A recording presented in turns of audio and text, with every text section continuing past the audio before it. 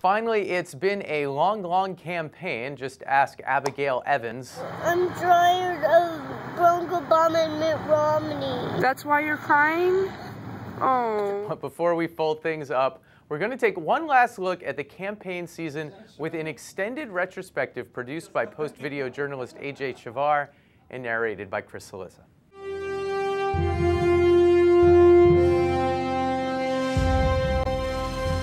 Every 4 years, we make history. We elect a President of the United States.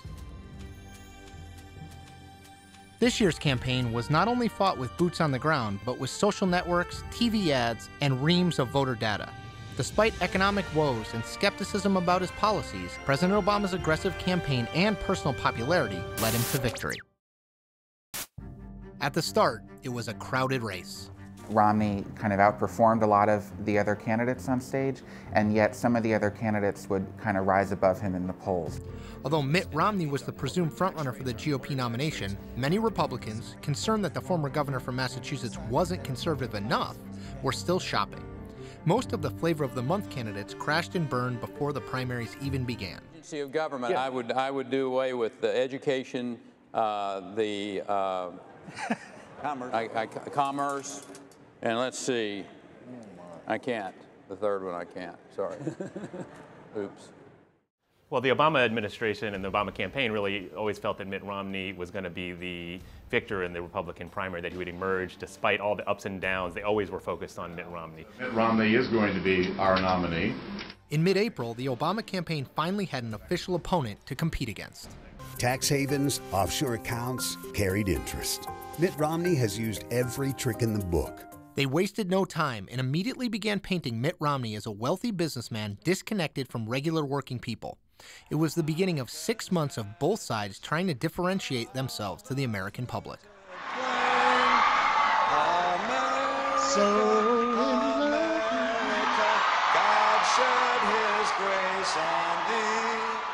Having listened to President Obama deliver his stump speech literally dozens of times this year, I'm tuned into what changes from day to day, and it's kind of interesting to hear what he emphasizes. You might hear him emphasize issues that he thinks are important to women the morning after Mitt Romney has said something that the Obama campaign thinks damages Mitt Romney with women. And so you hear those little tweaks along the way that are catered to the moment and to the voters who he's speaking to on a given day.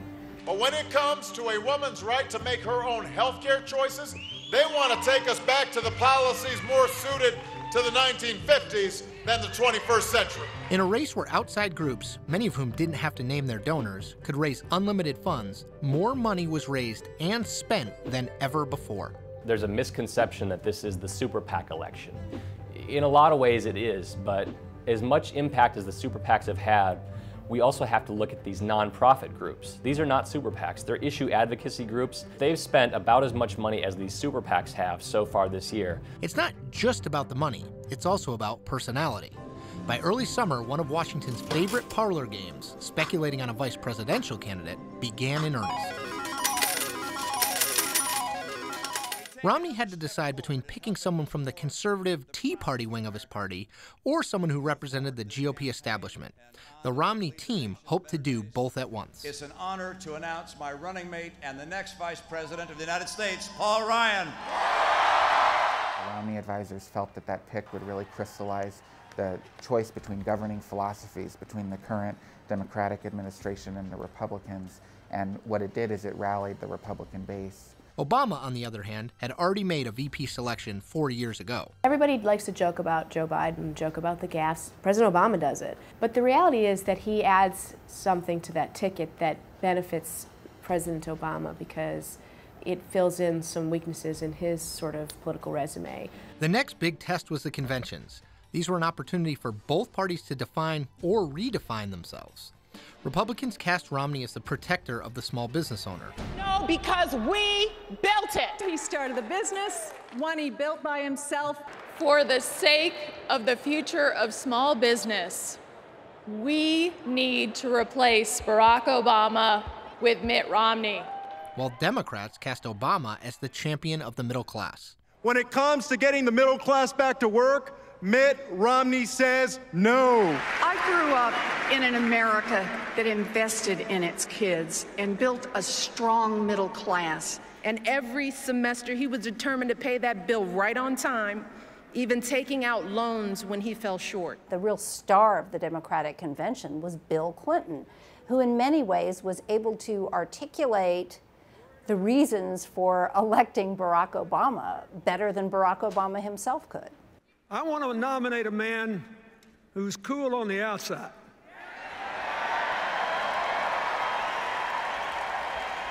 But who burns for America on the inside. Most importantly, the Democrats came out of that convention with a greater sense of why they thought it was important to re-elect the president, what it was they liked about the president, and a belief that if they didn't re-elect him, bad things would happen under Governor Romney. The GOP candidates may have focused on issues, but the Twitterverse's attention was elsewhere. I've got Mr. Obama sitting here, and I just was going to ask him a couple questions. What do you mean, shut up? And who could blame them? It was one of many instant memes in the campaign that provided fodder for online commenters and pundits. We've had an embarrassment of riches, and that we've had all kinds of bloopers and gaffes from all sides. Romney's designated flaw is that he's an out-of-touch rich guy. So anything that he does, whether it was the taped comments about the 47%, whether it's him saying, Ann drives a couple of Cadillacs. When it's him saying, I like being able to fire people who provide services to me. whether it was the Corporations are people, my friend. him offering $10,000 bucks? $10,000 bet? Whenever those kinds of lines come out of his mouth, it makes him look out of touch. Obama has made fewer gaffes, but they've been particularly meaningful because it suggests that he may be out of touch on the economy. His remark when he said, If you got a business, you didn't build that. maybe you could come up with a justification for what he was trying to say. What you were trying to say doesn't count in this business, and that gave the Republicans a very clear line. Similarly, when he stood there in the White House briefing room and said, The private sector is doing fine. they may be accidents, but they're accidents that point to larger truths. As Michael Kinsley famously pointed out, a gaffe in Washington is when you accidentally speak the truth. The fact of the matter is that politicians in both political parties are going to stretch the truth if they feel it'll give them a political advantage. Fact-checking has really become part and parcel of the campaign this year. I mean, you have the fact-checker column for the Washington Post, you have PolitiFact, and you have factcheck.org.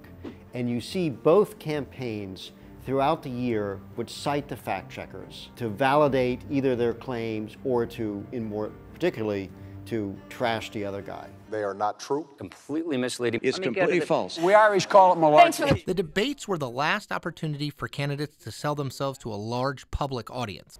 Very often, the candidates are not debating with each other. The real opponent, I think, is the preconceptions that the voters have about them. Romney wanted to be seen as understanding regular people and concerned with the needs of women.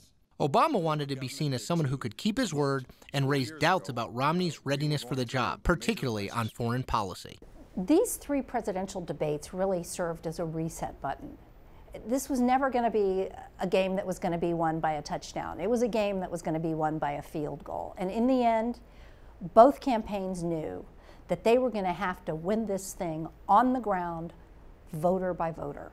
In the final days, the national polls were as close as they could be. I mean, basically every national poll showed this to be a dead even race, and in some cases, a truly even race. But we don't pick presidents on the basis of the popular vote. In the Electoral College, the president had some advantage heading into the final days simply because he could afford to lose a few of the battleground states. Governor Romney had to win most of them. Then, just a week before the election, Hurricane Sandy paralyzed the eastern seaboard and thrust the unlikely duo of President Obama and New Jersey Republican Governor Chris Christie into the spotlight. President Obama was able to make the race a choice about who better understood people's hopes, dreams, and fears. It was an empathy election. Mitt Romney was never able to overcome President Obama's swing state edge, despite economic numbers that suggested trouble for the incumbent. But the nation chose another leader. And so Ann and I join with you to earnestly pray for him and for this great nation. In the end, President Obama's victory was convincing and complete. Tonight,